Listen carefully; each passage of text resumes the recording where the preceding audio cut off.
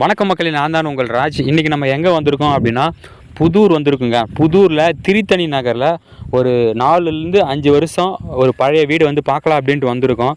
இது வந்து பார்த்தீங்கன்னா ஒரு வடக்கு தெருக்கூத்து அப்படின்னு சொல்லுவாங்க. 2 பக்கமும் வந்து ஒரு 20 அடி ரோடு மேலே இந்த வீடு அமைஞ்சிருக்குங்க. இப்போ நம்ம பார்த்துட்டு இருக்கு இல்லையா, இந்த வீடு தான்.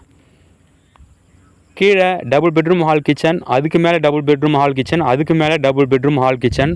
மேலே டாப்பில் இருக்கும் இல்லையா, அது வந்து உங்களுக்கு ஷீட் போட்டு இருக்கும்.